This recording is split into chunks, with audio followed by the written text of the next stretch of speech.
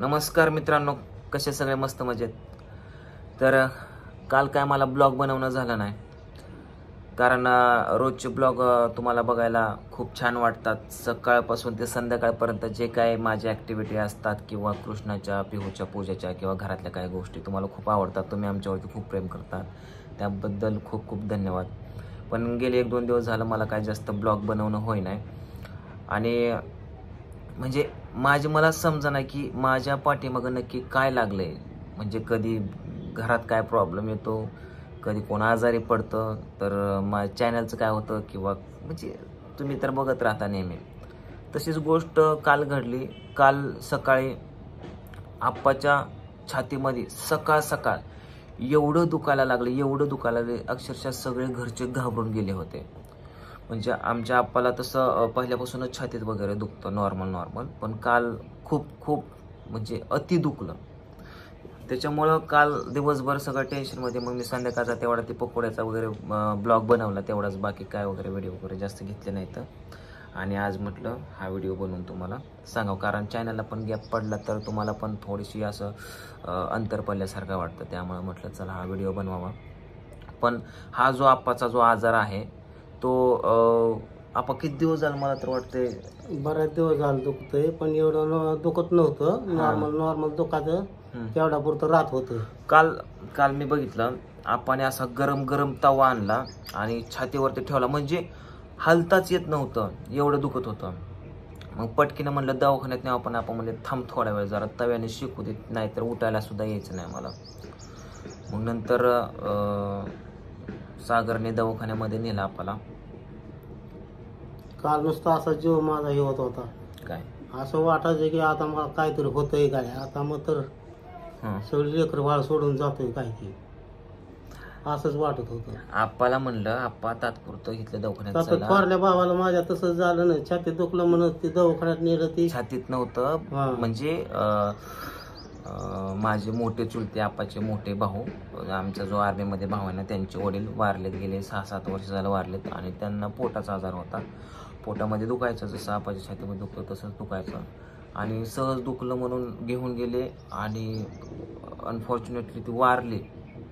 असं कोणालाच वाटलं नव्हतं की अचानकच वारतील. त्यावेळेस तर आम्ही लहानच होतो आणि आमचा जो आर्मीमधला भाव होता तो तर तिकडंच होता.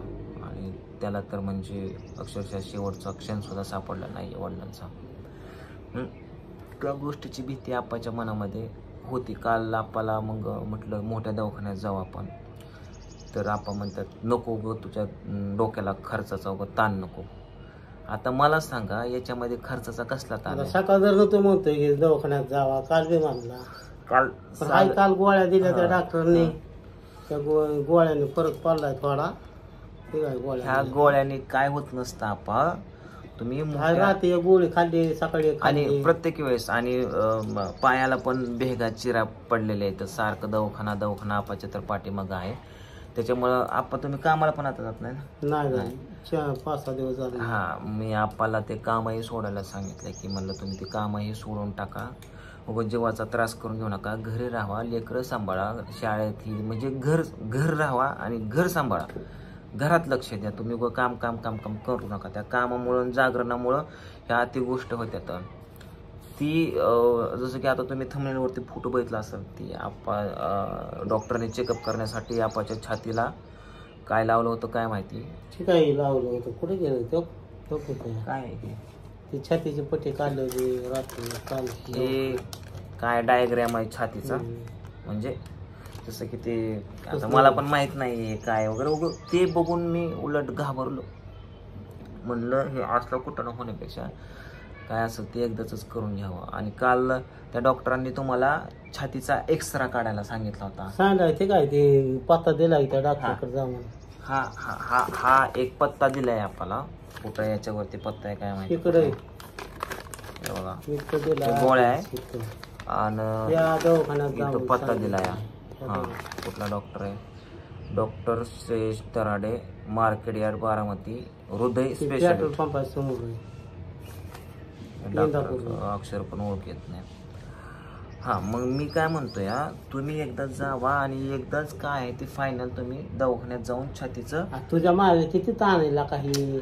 कलाकारांचं पैसे द्यायचं, घरातलं गाडा वाढायचा, तूच बघतोय आई बापाला, कोण बघतोय का? मग ती काहीतरी कमी जास्त झालेलं ते बरं आहे का? काय झालं, तंबाखूच्या पुढीपासून तुम्हाला पुरवतोय, अजून काय पाहिजे? तसं पुरवायचं म्हणजे मग ही सगळ्या गोष्टी करतोय, काम धाम ही कुणासाठी करतोय? मग घरच्यांसाठीच ना. मग ती काय असेल ती एकदाच मिटवलं तर म्हणजे माझ्या तरी डोक्यामागचं टेन्शन आहे. मला धडते शूटिंग मध्ये पण लक्ष लागत नाही आणि घरातही लक्ष लागत नाही. तुम्हाला जर असं काहीतरी छाती दुखायला, काल दिवसभर मी बसलो तो काय व्हिडिओ बनवले नाही तर काय करायचं सांगा? रात्री जेवलं नाही का तर नको जेवा म्हणलं, अजून जास्त दुखून छाती. रात्री एखादी 3 वाजता असा लाईटीचा कसा शॉक बसतो तसा असं झटका बसला होता रातचं 3 वाजता.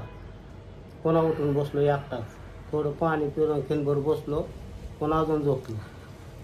तुम्ही कुठल्याही डोक्यामध्ये गोष्ट घेत जाऊ ना. आमचा आपा त्या दिवशी दवाखान्यात चला मोठ्या म्हणलं तर नाही आले, तात्पुरतं इथल्या दवाखान्यात जाऊन आलं. त्या डॉक्टरांच्या छातीचा एक्सरे काढायला सांगितलं. आपा भेटतात कशाला की आमचे जे मोठे चुलते होते, आपाचे मोठे भाऊ, त्यांना नॉर्मली पोटामध्ये दुखलं म्हणून घेऊन गेले दवाखान्यात आणि ते वारले. तर असं म्हणजे आपण मनामध्ये भीती बसून ठेवली की काय झालं काय व्हायला का, व्हायची गोष्ट कधी चुकत नसती. मग किती तंदुरुस्त राहा किंवा किती आजारी पडा, जेव्हा जायचं तेव्हा ते देवाच्या हातात आहे, जेव्हा जायचं पण त्याच्यामुळे त्या तुम्ही टायमाला बापू दवाखान्यात जाताना बारक्या पोरांना हात करून गेलताय ती त्याला का माघारी ती. म्हणजे त्याच्यामुळे मग दवाखान्यात नकोच वाटतं, झालं का असेल ते घरी होऊन दे, झालं सगळ्या देखत. काहीतरी येड्याने बोलायचं सगळ्यात देखत. काय दवाखाना सांगावं? कशामुळे उघडला? कारण एकदम उमगाम झालता काल, घाम फुटला होता काल मला सकाळी. हा तुम्ही मग ती असं दुसरी बारी या असं व्हायची, त्याच्यामुळे मी भेटू नको वाटतं. अवघडे गडे आपण काय बेहायचं ह्याच्यामध्ये, जायचं दवाखान्यात मस्त पैकी. आता ते सरकार दवाखान्यात बी गेलतो, पण ते छातीचं काय नाही म्हणजे इथं. छातीचं काय? छातीचं तसलं फोटोचं काय नाही म्हणजे. एक्सरे इथं नसत्यात गोळ्या पिळ्या देतात म्हणजे. का मी किंवा सागर कोणी पण येईल, फक्त एक्सरे काढून आणायचा. एक्सरे मध्ये समजेल काय वगैरे. उद्याच्याला तुम्ही जावा आणि कारण ते डॉक्टर म्हणला आहे काय असेल ते, म्हणलं ते रक्त पातळाची गोळ्या पिळ्या देतात. म्हणजे कसं असतं, असं ब्लॉकेज, रक्ताचे जे ब्लॉकेज वगैरे जमा होतात म्हणजे रक्ताच्या काय कारण असतं, गाठी होतात. ती मग ती त्यामध्ये श्वासन ते बरंच काय काय असतं, त्याच्यामुळे राईट येतं दुखतं. त्याच्यामुळं कोणाच्या डोक्याला ताप नको, माझ्या नको, आईच्या नको, घरच्यांच्या नको, तुमच्या पण नको.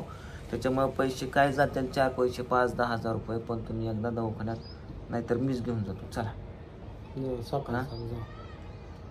एक तर मला दिवसभर मी माझ्या डोक्यामध्ये हँग असतो, मी काम धाम, एडिटिंग, शूटिंग, कारण मी काम हातपाय नाही हलवल्याशिवाय कुठून पैसे येणार.